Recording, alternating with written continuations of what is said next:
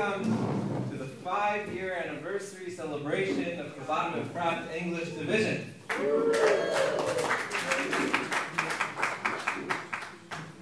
Before we start with the program with Rabbi Friedman, we have the distinct privilege tonight that the mayor, Mr. Oded Ravivi, has come to celebrate with us. You know, every city needs somebody who will look out for the individuals, be sensitive to their needs. Efrat is not one single type of community. There's a lot of different types of people in Efrat, and it takes a unique individual to be able to cater to the needs of everyone in Efrat. And Baruch Hashem, we are blessed with the mayor who was able to see the needs of the many communities in Efrat, and we are privileged to have Mr. Oded Ravivi come and share a few words. So good evening, Rabbi Friedman, Rabbi Newman, Rabbi Leiter. It's really an exciting evening because, as the Newmans reminded me, I think it was on your first week in Israel, right? One of the first weeks in Israel, they actually knocked on the door in my office. They came to introduce themselves, and they brought with them the newly born baby that since then has celebrated its 5-year birthday. So time does fly. And during those 5 years, with great appreciation, I've been following their activities in the Dagan and throughout Efrat.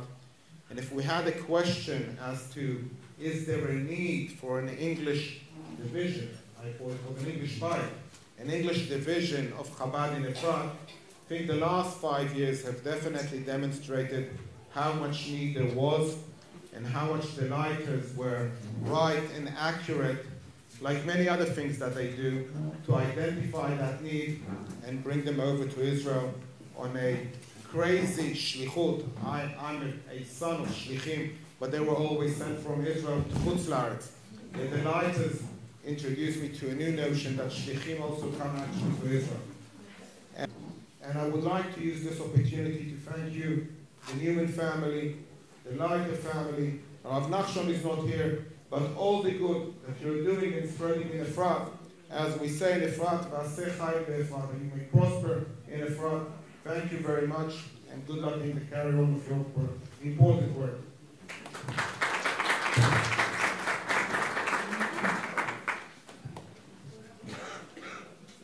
Thank you very much, Mr. Oded Ravivi. I think we could do better than that for a mayor like Mr. Oded Ravivi. So, welcome everybody from all over Israel. For those of you that don't know me, I'm Shlomi Newman. My wife Kiki and I run the Chabad Efrat English Division here in Efrat, and today we are celebrating 5 years of coming here to Efrat. We want to take a moment to express our heartfelt gratitude to the event sponsors tonight, to Shimon and Yehudis Leiter.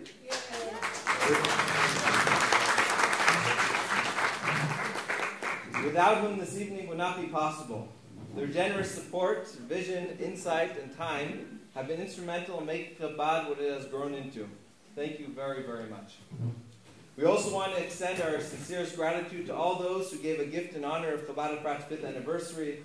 The anniversary sponsors tonight, our dear friends Toby and Chaya Krem, who continue to inspire us with their love and dedication to every Jew.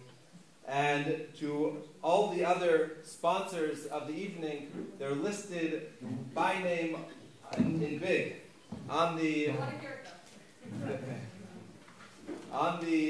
sign outside. I would love to have it.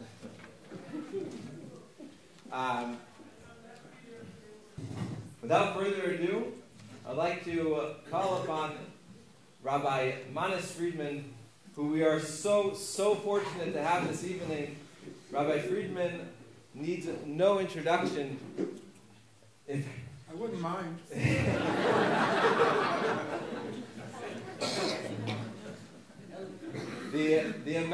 The amount of people who reach out to me to tell me that their lives have been changed, that they come here tonight not just to be inspired, but to be thankful for the inspiration that they have received from Rabbi Friedman, talks for itself. We are so lucky to have you here, Rabbi Friedman. Thank you very much for coming.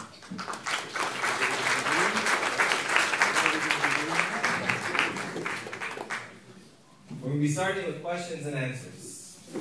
Rabbi Friedman has received some questions already. If you still want to give Rabbi Friedman some of your questions. You're going to read them? Sure. If you still would like to give some questions, you're welcome to hand them over to me, or to, if you have my number, to text me and just motion to me that you. Okay, I'm ready. Sorry? Shoot.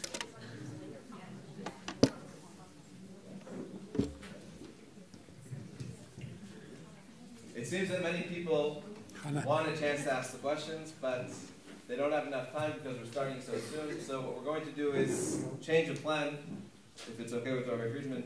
We'll start with the talk, followed by the questions and answers. The topic of tonight is existing is boring, life is exciting.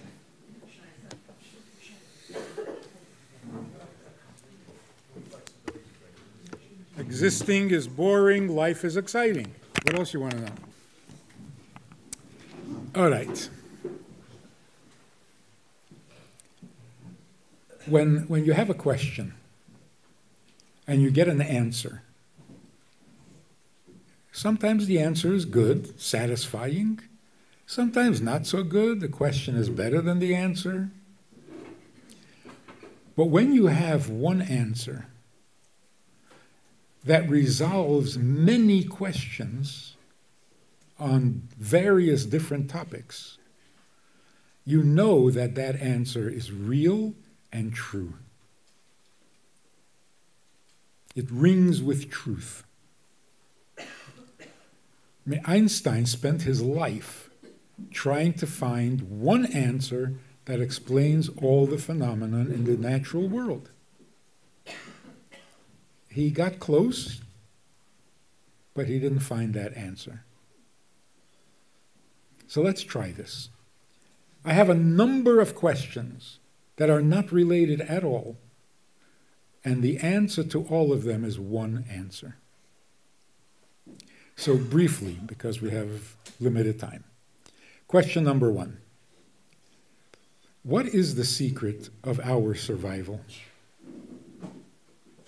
Mark Twain wrote that beautiful article about the indestructibility of the Jews. And he says, other nations came and made a vast noise. They were big, they were famous, they were strong, and they're gone, forgotten. But the Jew is still here, showing no signs of infirmity, which in English means we're still making trouble. But he doesn't have an answer. He marvels at our existence and our Jewishness, but there's no answer. Usually when you talk about this to Jewish people, they say, yes, that's a miracle. It's a ness, which is not exactly an explanation. So that's question number one. What is the secret to our longevity? Question number two. All over the world, for all of history, people have been asking, why are we here? Every intelligent human being, sooner or later, asks, so why are we here?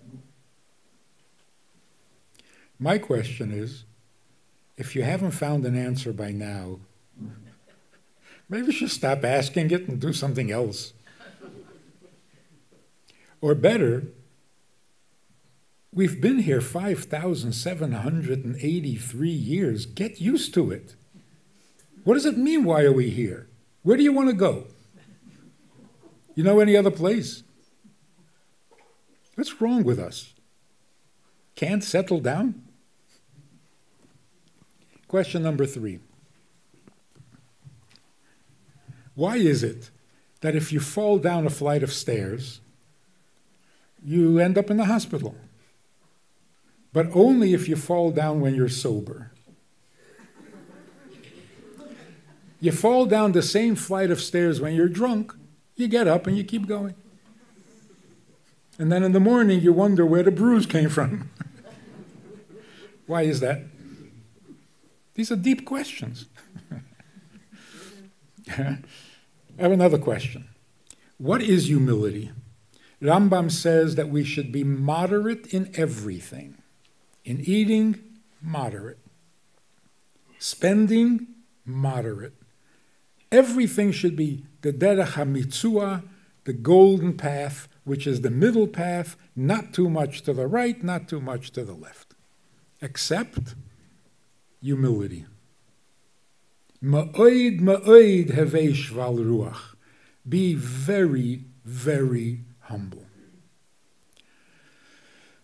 Modern thinking doesn't really agree with that at all. You have to have a good self-image, a high self-image. You have to put yourself first. You have to validate yourself. You have to love yourself. What good is humility? What good is humility? And particularly in the davening, on Yom Kippur. I am nothing, I was nothing before I was born, I am nothing now, I'll be nothing after I die, so forgive me. That's not a good argument. You're nothing and you're worthless, so why should I forgive you? What's the argument? Argue that you're good for something.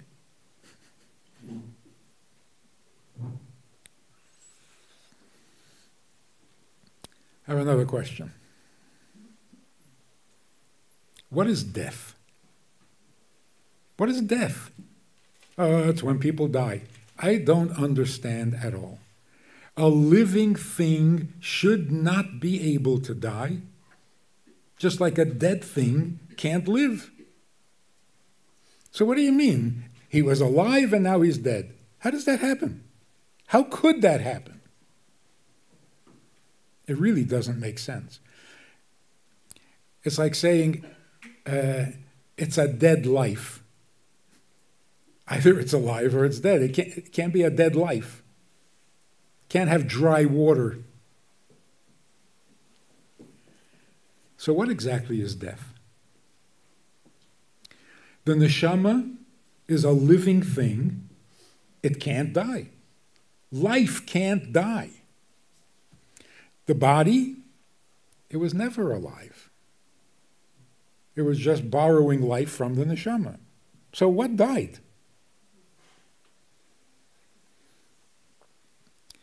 Now a more serious question. What's wrong with teenagers?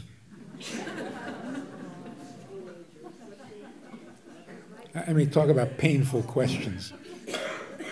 What is with every 15-year-old is angry and miserable and makes you miserable?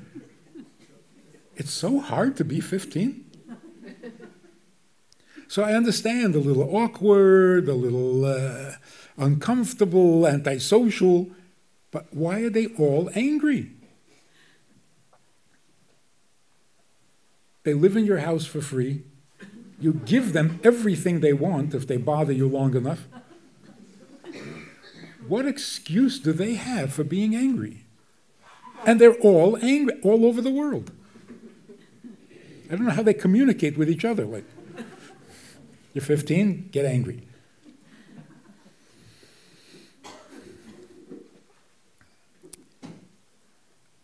I have another question. Why does everybody point at Israel? Make peace, fix everything, make compromises. Good people, I'm not talking about anti-Semites.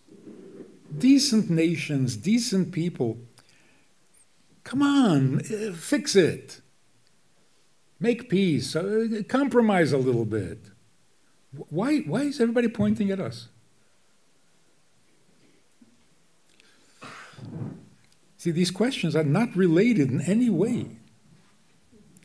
Next question is, what is Shabbat? What are you not allowed to do on Shabbos? You're not allowed to do anything creative. If it's creative, you're not allowed to do it. If it's not creative, you can do it. So technically, halachically, you can carry a king-size mattress up and down the stairs in your house all day long until you collapse. That's good. But if you turn on the light, that's malacha. Why? Because it's creative.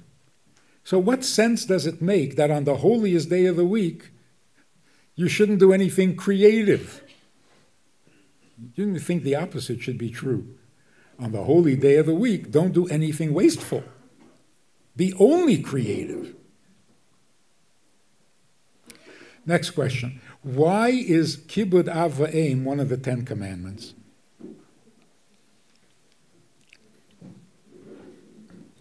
Tzedakah is not one of the 10 Commandments. V'ahavta l're'echa kamocha is not one of the 10 Commandments. Yom Kippur is not one of the 10 Commandments. Mikveh is not one of the 10 Commandments. But Kibud Av V'Eim is one of the 10. Of all the mitzvahs that you don't need to write down in stone, is Kibud Av V'Eim, because your parents will always remind you. Why is it one of the 10 Commandments?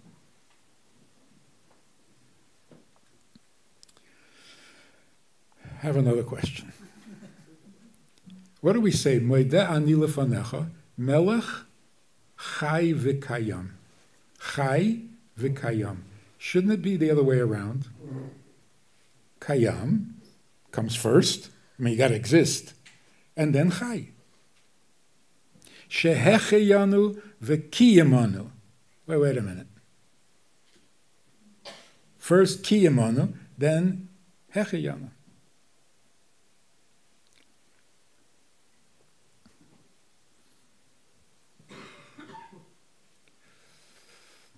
I have one final question.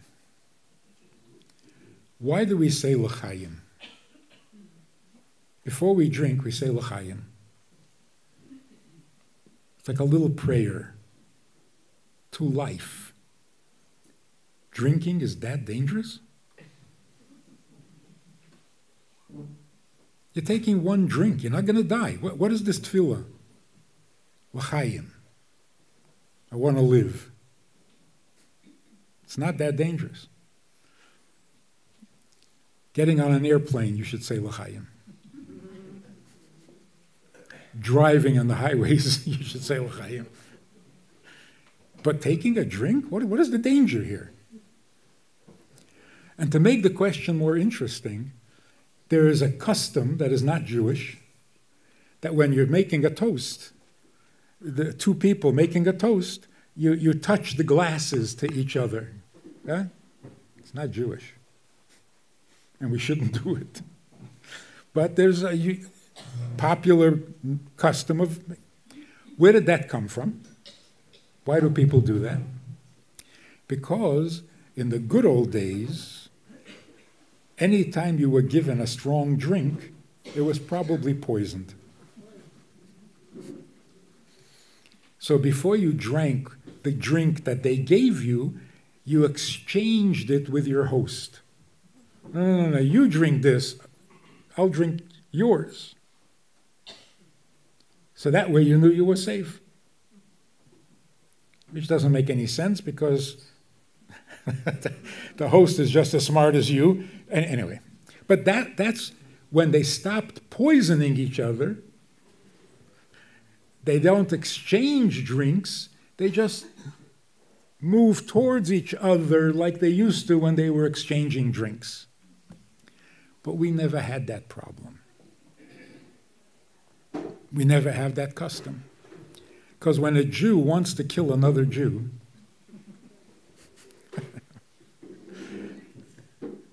could happen. If a Jew wants to kill another Jew, he would find a different way to do it. Not waste a good drink just to kill somebody. So why do we, of all people, say l'chaim before we drink?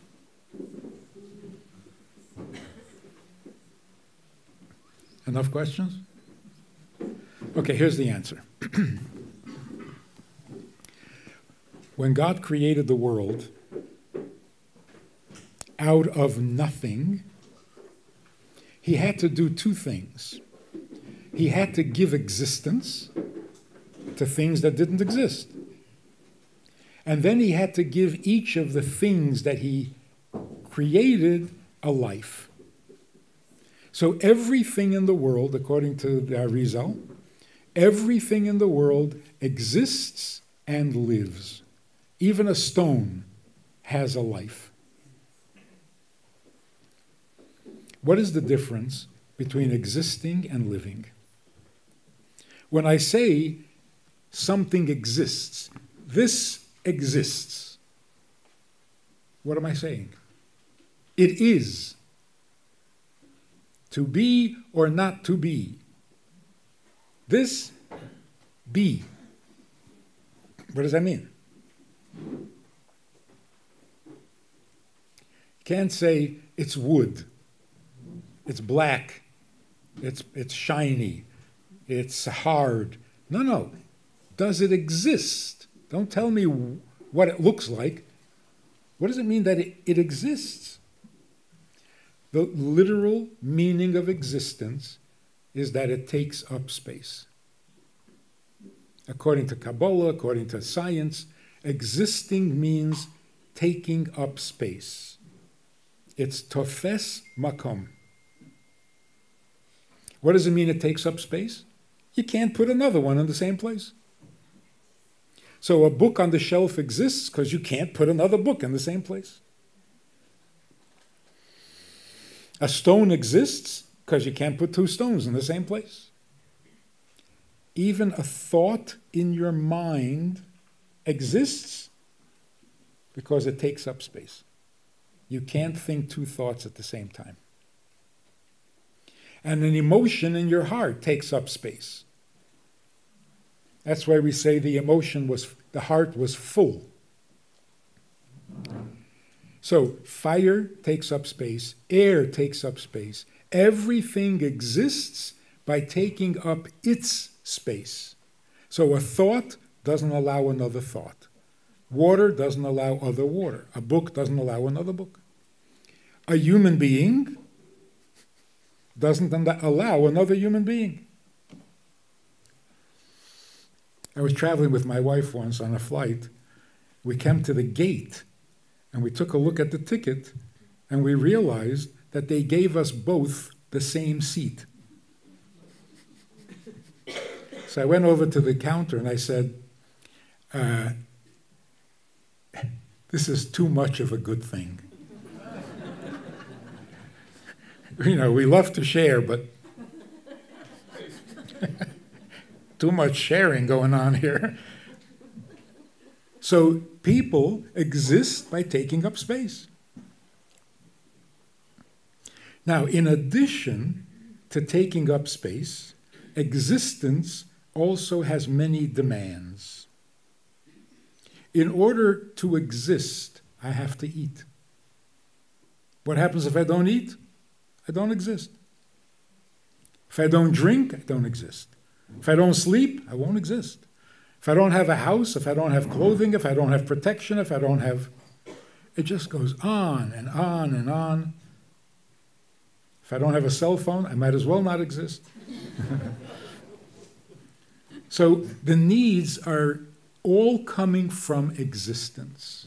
To exist, this is what you must do. So again, the definition of existence is you take up space, which means no one can sit in your chair, and you use up resources. What is life? Life doesn't take up space. And life doesn't demand any resources. Life is the effect that you are having on the world around you. So, fire takes up space. That's its existence. What is the life of fire? It gives warmth. It gives light. makes things come apart when you burn it. Water exists by taking up space. What is its life? It keeps things cool, makes things grow, and makes things stick together, like a mud pie. What is the existence of a stone? Takes up space. What is the life of a stone? Stability. If you build a house out of stone, it's a little more stable than a house out of straw.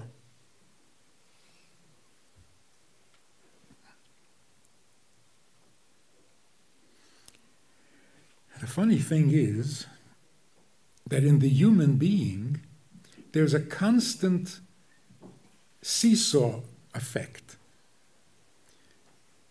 I need to exist, and I need to have a life. If I put a lot of energy into my existence, I have less energy for life. If I put more energy into life, I don't need as much energy in my existence.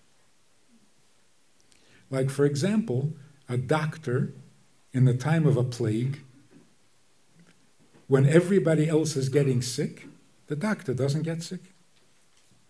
What's with these guys or women?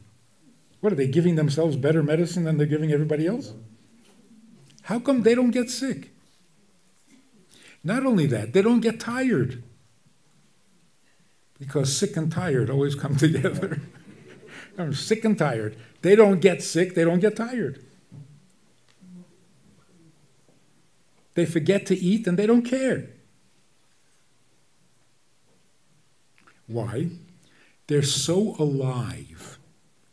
The purpose for their existence, the effect that they are having is so necessary and so clear and so evident, they are fully alive. When you're fully alive, your existence kind of takes care of itself. Once the plague is over, the doctor's in trouble. Same is true with a woman who is pregnant. Your existence is miserable, but you're so alive. Now we can understand, and this could have been one of the questions, how is it that you love your spouse but you don't like him? Okay, I'm assuming, but it's a safe assumption. You love your husband but you don't like him. True? You love your wife but you don't like her. It's so common. And the question is, how does that make sense? They're good enough to love, not good enough to like. And if you don't even like them, how did you get to love them? What is that? The answer is the difference between living and existing. You love your spouse because together you have a life. You don't like them because they ruin your existence. They intrude on your space. You're not even sure it's your space anymore. So what should you do? Whenever there's a choice between living and existing, bacharto b'chaim. Choose life. Let the other one have the space. Choose life. Okay, now let's go through all the questions quickly. What is the secret to our longevity? All the nations that came and went, the Babylonians, the Romans, the Assyrians, the Turks, the British Empire, the Communist Empire, what did they want? What were they striving for? To solidify their existence. They're gone. What was our history? Before we came into Eretz Yisrael for the first time, Moshe Rabbeinu gave us a little pep talk. Remember what he said? He said, don't get too comfortable. You're not going to be here very long. Thank you very much. You're only going to be here a short time. You're going to get thrown out. You're going to get scattered to all the corners of the earth. You're going to be diminished in your number. You're going to be hounded and hunted, and your life will be a misery.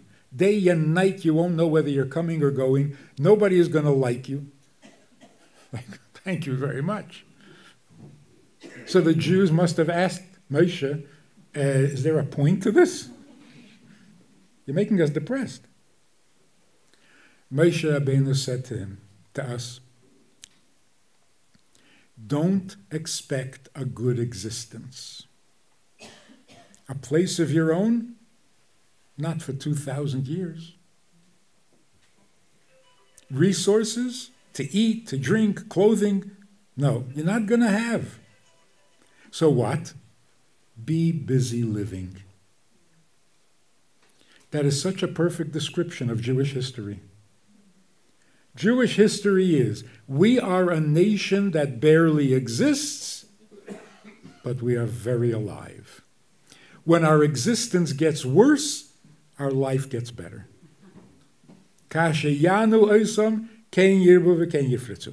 The more our existence goes down, the more our lives go up. In the worst times, we produce the biggest Talmidei Chachamim, the biggest tzaddikim, the biggest tzedakah organizations. We were so alive, but we didn't even know whether we existed. And even today, go to the UN, ask them if there exists a Jewish state in the Middle East. It doesn't exist. It doesn't. They're not on their map. But what do they talk about every day in the United Nations? That Israel is the source of all problems. So for a people that don't exist, we're amazing. I think that's why anti-Semitism is so stubborn. Like you never get over it. Enough already. It's so frustrating for an anti-Semite. I'd never want to be an anti-Semite. It's so frustrating. I hate these people who don't exist. Then who am I hating? It's very confusing. Anyway, that's the secret of our survival. If you devote yourself to existence, you're not going to exist very long. You devote yourself to life, then your existence, whatever it is, good enough. Then you continue to exist. That's why Melech Chai V'Kayam. Put life first, then you will exist forever. Shehecheyanu V'Kiyamanu. Okay, now this is why people ask, why are we here? For all of history, all over the world, people ask, why are we here? Today, the question has become even more painful, more demanding, more common. Children are asking. Have you had this experience? 10-year-olds. 10-year-old kids, you ask them to clean up their room, and their answer is, I didn't ask to be born. And they're not depressed. They're depressing. They get you depressed. They're not saying it because they're depressed. They're just making an observation that is so obvious. How do I have to clean up a room when I don't even have to exist? I didn't ask to be born. And I have to clean up the room? So there was a guy in India, you heard about this? 27-year-old guy, took his parents to court, suing them that they should pay all his bills for the rest of his life. Why? Because they gave birth to him without his consent. I think that's a great argument. He lost the case. I don't know why. I think it's a great argument. You give birth to me and I have to go to college? You go to college. No, you got to pay your bills. I have to pay the bills? That's like inviting me to the most expensive restaurant and then telling me to pay the bill. How does that make sense?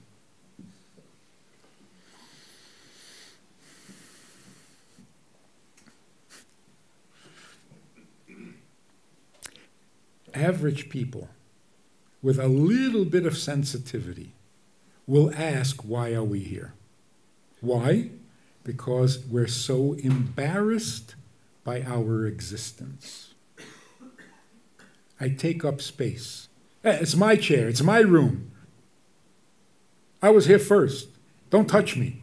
Like some babies. I take up space. It's embarrassing. Oh, not only do I take up space, give me food, give me drink, give me... This is getting depressing. In fact, that's what depression means. Depression means my existence is too embarrassing. I can't stand it. So I ask, what is the purpose? Why am I here? Why do I exist? Now look what happens if you confuse living with existing. If you ask, why do I exist? You're a logical, sensitive, intelligent human being. It's a good question. But people say, what is the purpose of life? Oh, now you're in trouble. Because that's not a good question. The question is, what is the purpose of existence? And the answer is life. If you're living, you're entitled to exist. The more you live, the more entitled you are to exist. Now we understand what death is?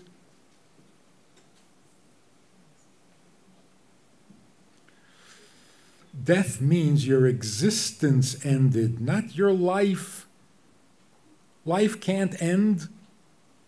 A person passes away, not only is he still alive, he is still who he was. If he was a father, he's still the father of his children. If he was a son, usually that's what happens. If you're somebody's child, you're still their child. If you were somebody's zivug, soulmate, you're still the soulmate.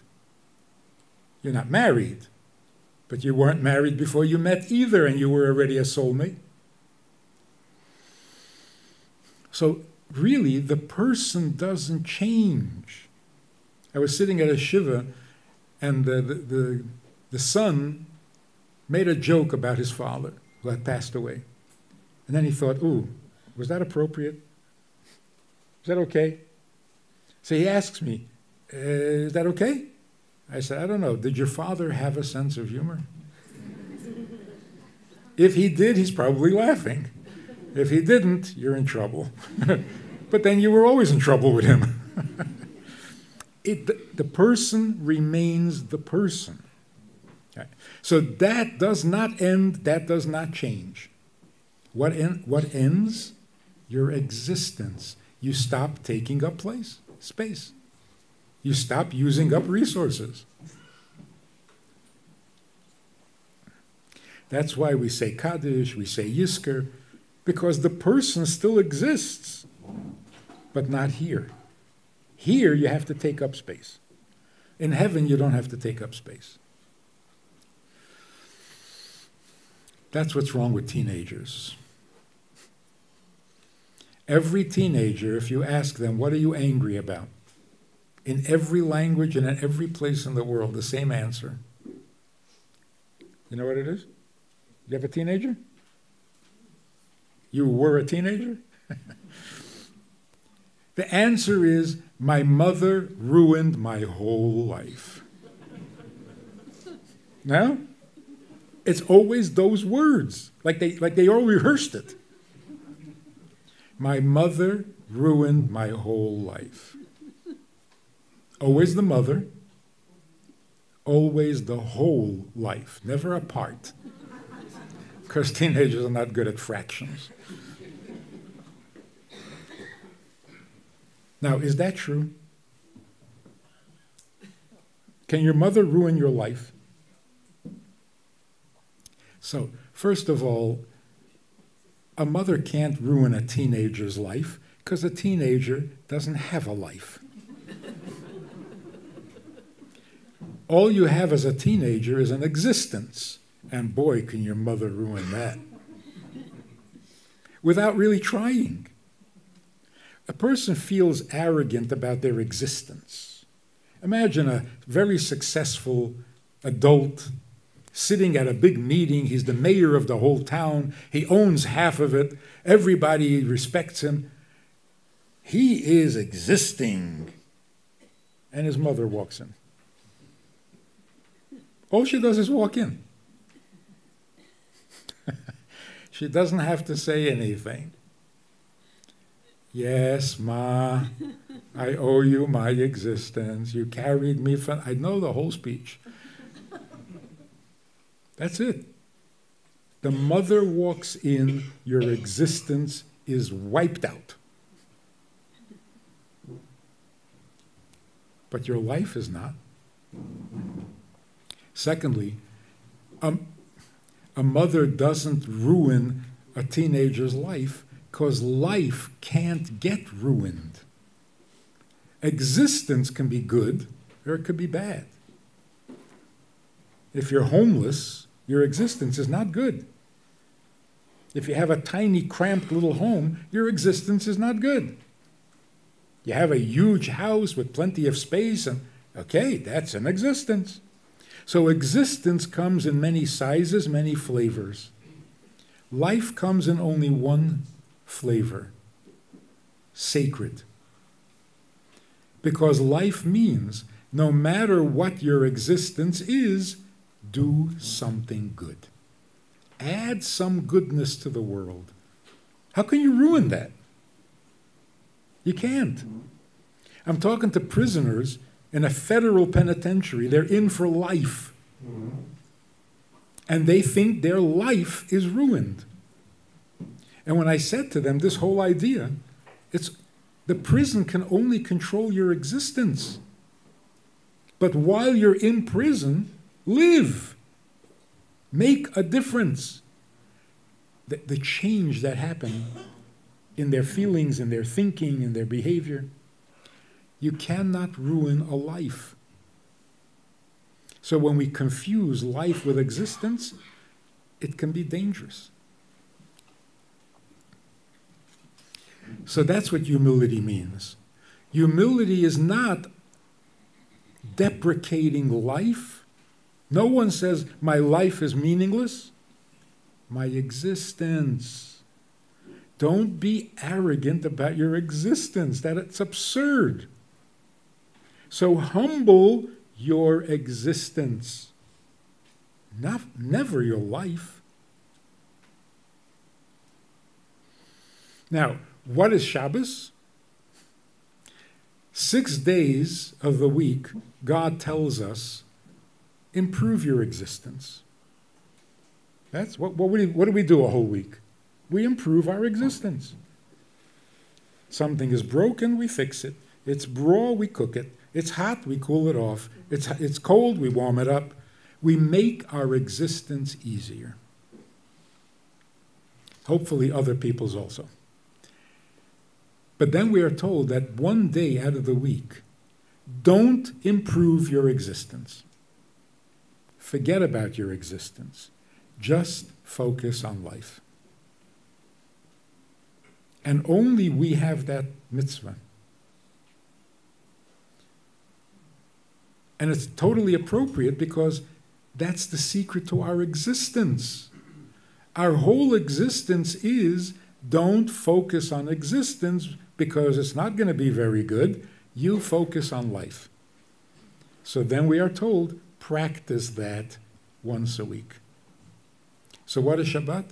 Why are you not allowed to do anything creative? Creative means improving existence. And on Shabbos, you have to be content with your existence. Like in the olden days in Europe and the shtetl, You had a piece of herring for Shabbos. Good enough. It's an amazingly powerful psychological support. Your whole week was miserable. You felt like a loser, like a slave, like a victim to the pirates and to the anti-Semites and to the government. But then came Shabbos. You felt like a king. Because all of that can only affect your existence. So when on Shabbos you don't think about your existence, you're the king of the palace. And that's why Kibud Av Va'em is one of the 10 Commandments, because it is symbolic of all mitzvahs. All mitzvahs are things you don't need. Like tzedakah. You need to give away $1. The dollar is good for your existence. You give it to somebody else to help with their existence, now you have a life. Tzedakah, tatzil, mimavet. The same is true with Kibud Av. What do? How do you fulfill the mitzvah of Kibud Av Va'em? You make their existence easier. That's the physical, practical performance of that mitzvah. They're carrying a bag, carry it for them. They need something from the kitchen, get up and bring it to the table. Make their existence easier. Logically, because they gave you your existence, you can't give them existence, so at least make their existence easier. What happens when you make their existence easier? Kabed esavicha v'esimecha lema'an. Now you will have a life. So it's symbolic of all the mitzvahs. I stop a guy in the street and I say, you want to put on tefillin? He says, I don't need that. Good, let's put it on. Because if you needed it, it would just be part of your existence. You don't need it. Good, let's do it for him. Get a life.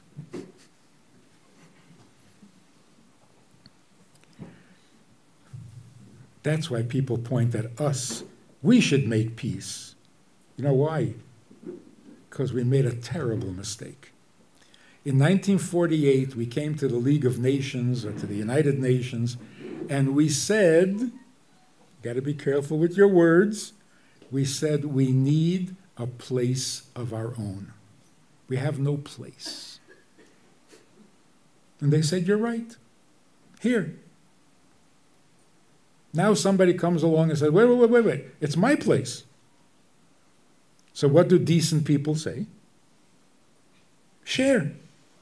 Can't share your space. But if we had said in 1948, we need Eretz Yisrael, that's our life. No decent person asks you to compromise your life. But if you're calling it your space, no, so move over. Two-state solution. God forbid. That's how careful we have to be distinguishing life from existence. And finally, this is why we say l'chaim. When we say l'chaim, we don't mean l'chaim v'loy lamoves. Those are not the options. L'chaim means to life, not to existence. I am not drinking for existence, I'm drinking for life. What does it have to do with drinking? What happens when you drink? Anybody know? I heard that if you get drunk, you relax your inhibitions. I checked to see what that means. It turns out it means that you don't take up space. Isn't that true? You go into a store to buy a sofa, and the salesman says, This sofa can seat 4. Nice. That's sober people. How many drunk people can it seat? 9. Comfortably. Isn't that true? 9 drunk people can sit in the space of 4 sober people. No, it's true. Imagine 9 drunk guys on a couch and they all sober up at the same minute. It's like, get off me, what is this? But while they're drunk, if a 10th guy shows up, so they squish a little. And also, how do you know that somebody is drunk if he's still standing up? Because when he's sober and he wants to talk to you, he'll stand approximately here. Yeah, you know, right? When he's drunk, and you back up and he follows you, they lose their sense of space. They don't take up space. In other words, when you have a drink, it's because you want to relax your existence. So here's what we're told. If it's a time of simcha, which means you're excited about life, then it's okay to take a drink and relax your existence. But if all you have is existence, don't drink. Then it's dangerous. So at a wedding, your wedding, and at Purim, on Simchas Torah, you're alive with life, yeah, it's okay to take a drink. Relax your existence, you'll have more fun. But when all you have is an existence, you can't afford to relax it. You're just going to go down. Right? So that's why we say L'chaim. L'chaim, I am going to live existence, not Jewish. Not for us. Look at what we teach our children. Opa. What, that's better? It will be. Oh, okay. So, look at what we teach our children. Not we, the society. Modern life. You teach them how to exist. You teach them nothing about life.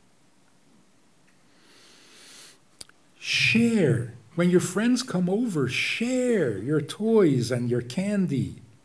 Nice, right? That's life. Now, share because then they'll share with you. Turned it back into existence. Share your toys with your friends so that when you go over to their house, they'll share their toys with you, and their toys are better.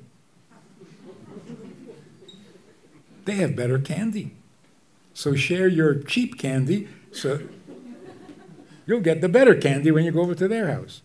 So you turned it back to existing. Don't ever lie. Huh? That's a lesson in life. We ruin it. Don't lie, because if you do, no one will believe you when you're telling the truth, and your existence is going to suffer. Get good grades on your report card. Education, very nice. Only so that you'll get a better job, make more money, and have a bigger house and take up more space. When do we really teach life? Every mitzvah is about life. V'chai bohem. Why? Because you don't need it. You don't need any mitzvah. If you do need it, it's not a mitzvah anymore, because now it's part of your existence. So if you're hungry and you need to eat Shabbos morning, don't say L'Kovet Shabbos, you liar. You're eating because you're eating for your existence, not L'Kovet Shabbos. But if you're not hungry, like usually we're not hungry, and you force yourself to eat, now it's a mitzvah. Because you're not doing it out of existence, you're doing it out of living. So, l'chaim. L'chaim. Choose life. We're good at it. We're the best at it. And if we're sharing with non-Jews, we should tell them the same thing. Don't click your glasses together. Say l'chaim. Drink so that you have a better life, not a greater existence.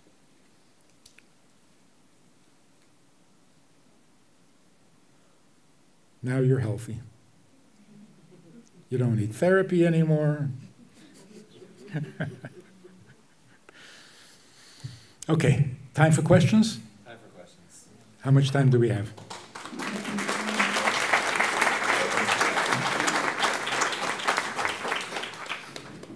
It's 8 o'clock. So what do we have, half hour? Okay. Sorry? Really got to get to the airport on time, so let's... Okay. So, should I ask you the questions? Yes. Okay. Can you please ask the rabbi what does he think can help give someone strength that is going through a hard time with dating, finding the right one? Thanks. You know, dating and finding the right one is as difficult as a shidduch.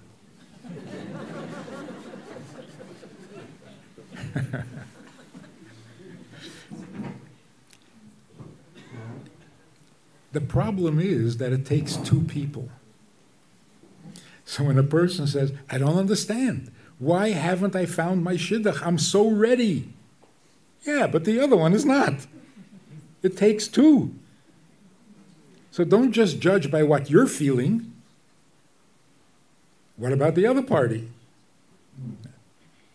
Okay, so for this, it's so important to know that you are marrying your bashert. You are marrying the other part of your soul, which means you're going to marry them, because bashert means it's destined to happen. Not you want it to happen, it's destined to happen. Sure, you have to be ready, but it's going to happen because it's meant to happen. So I'm talking to this woman, and she says, I'm trying to get married for years already. Where are all the men? I said, that's disgusting. It's none of your business where all the men are. She says, come on, I mean a man. You haven't met a man? Where do you live? She says, I mean somebody special. You never met a special man? Okay, they were married, but they were special. She says, no, I mean the one for me. I said, boy, have we come a long way. In 5 seconds, we went from all the men down to the one for me. The one for me is called husband. Not a man, not a special man, my husband. Look, that's not easy to find. You're just looking for a man, you should have found one by now.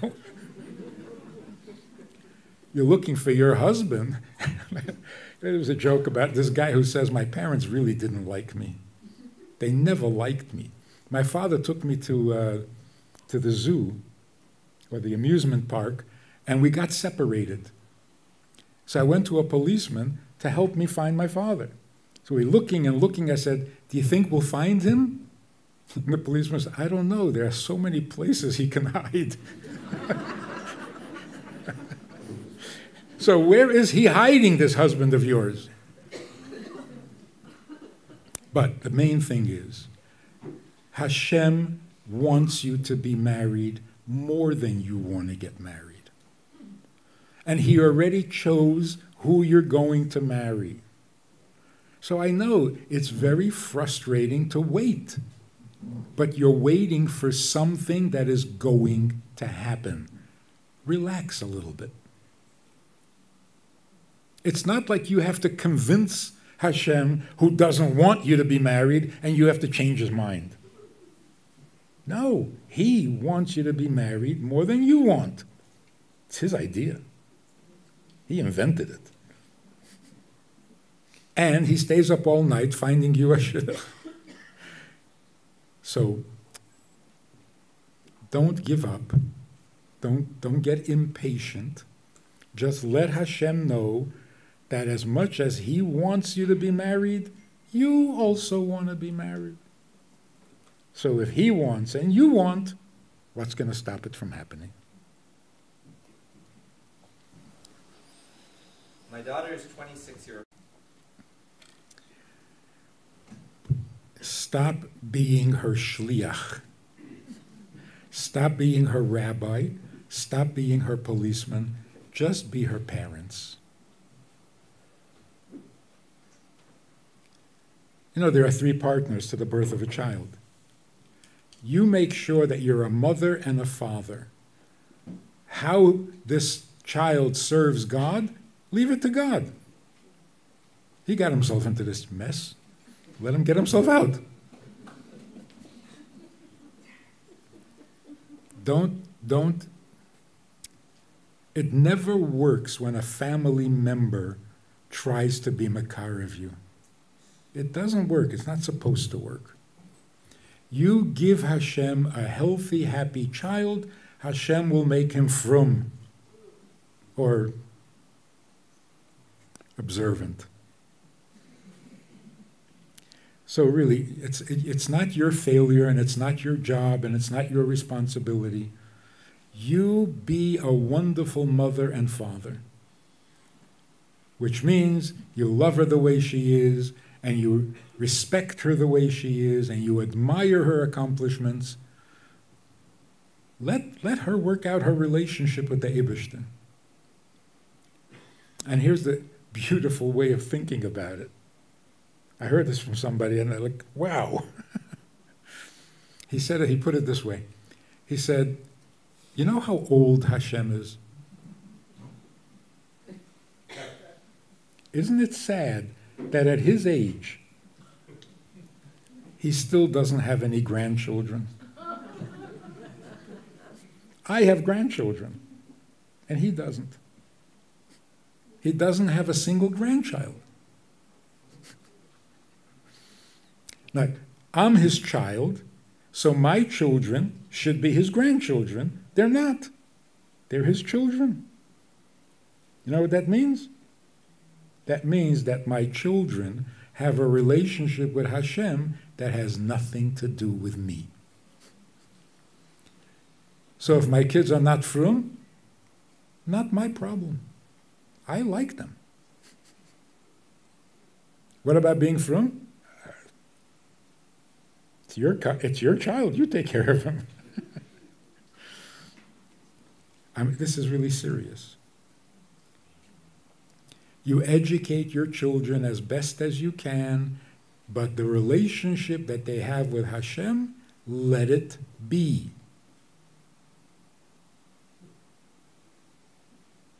Don't interfere. You know, this Reformed Jew who came to his rabbi and he said, I don't know what's going on. My life is falling apart. My daughter went off to Israel. She got into this seminary. She comes back with a wig and with a skirt on. My son was by the kaisel. Somebody stopped him, put him in a yeshiva. Now he won't eat in my house. He's kosher. What am I doing wrong? So the Reformed rabbi said, I think you need to check your mezuzahs.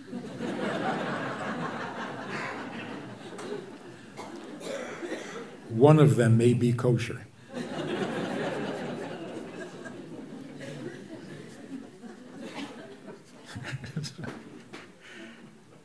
I don't know. Maybe she should check her mezuzahs.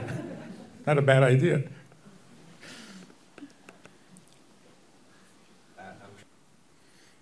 Anything else? There's no more questions that were sent. If you have time for another question or two, maybe we can ask the... No, how much time do we have? Day 20. Okay, quickly, I want to share with you an amazing Hasidic perspective that can make a huge difference in your life. You know the bracha that we make in the morning? Baruch atah Hashem Elokeinu melech haolam matir asurim. What does it mean?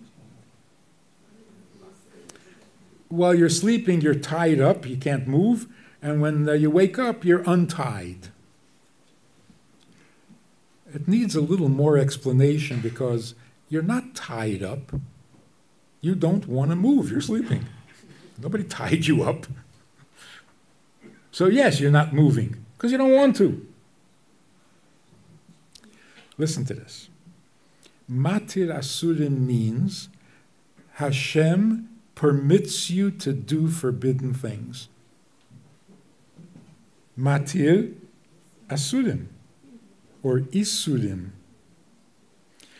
Hashem permits you to do forbidden things, and you're thanking Him for it. So very briefly, it's like this. Adam is in Gan Eden, and the Eibishter says to him, Mikol eitz hagan ochel teichal. You can eat from all these trees. But the eitz hadas, don't eat from it. Why did he have to say you can eat from all the trees? If he had not said you can eat from all the trees, and Adam is getting hungry, what would Adam have done? He would starve. Why not eat from the tree? It's not my tree. It's not my fruit. Because I'm hungry, I'm allowed to take somebody else's food? He would not eat. Wouldn't occur to him. Nothing in this world belongs to us. So it's all forbidden. You need to build a house, so you go chop down some trees? Whose trees are you chopping down? What is this? Well, because you need a house. So make your own trees. Like the atheist who said to God, that's funny. The atheist said to God, we don't need you anymore. We have technology. God says, oh yeah? Can you make a man out of dust? He says, yes. We have technology. We can do it. God says, go ahead. Show me. So he starts gathering up some dust. And God says to him, not my dust.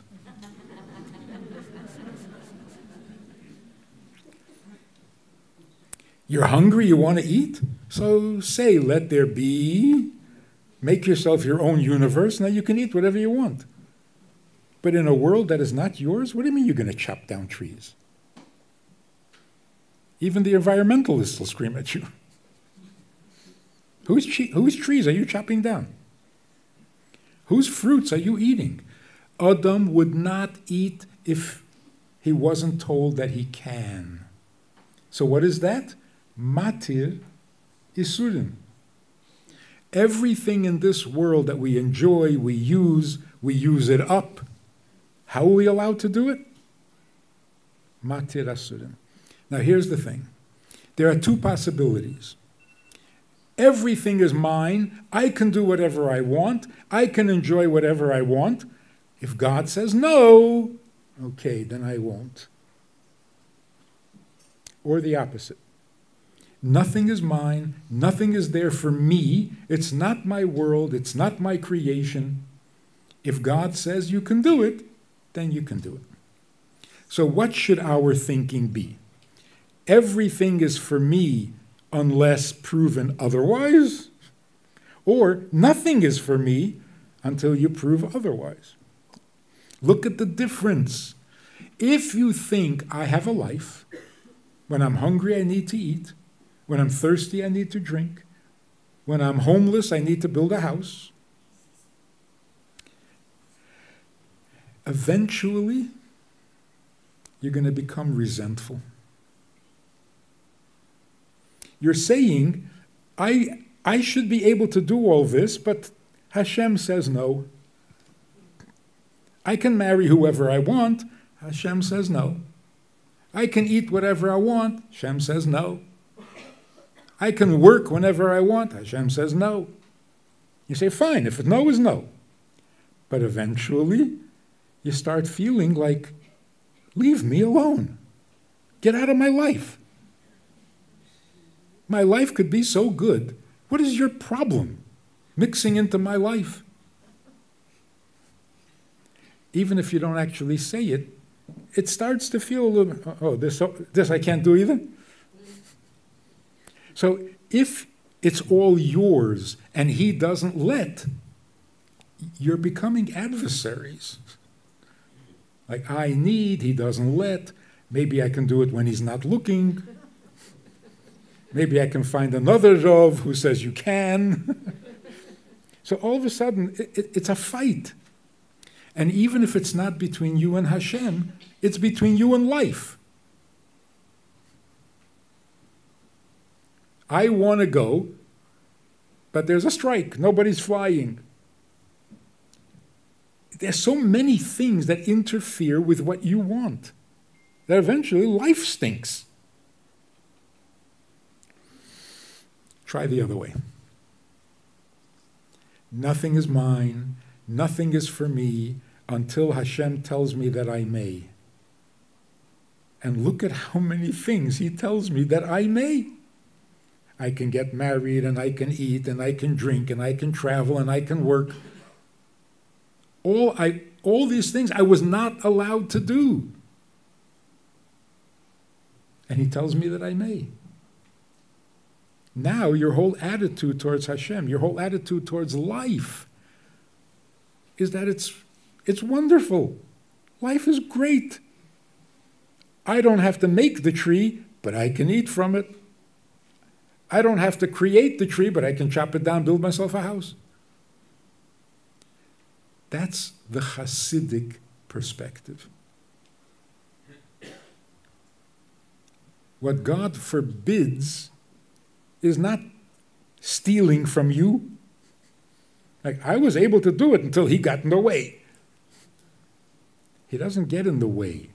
He creates a world that he lets you use, but with his conditions.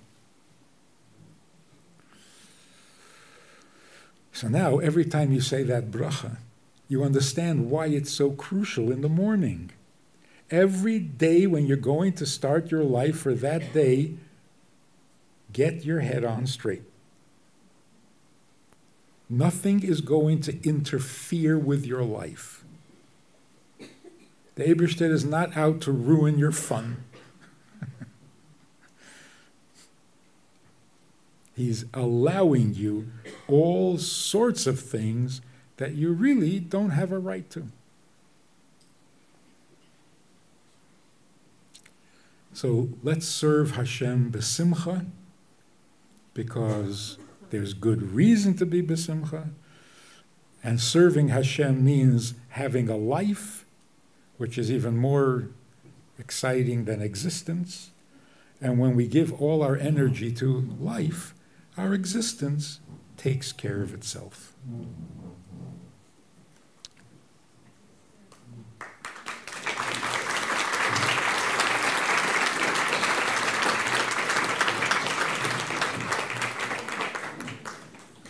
The first sign of life, be nice to somebody. Because you don't need it. Somebody needs it. That way, we've got to get together. Thank you for coming. Thank you for listening. And we should have only good news.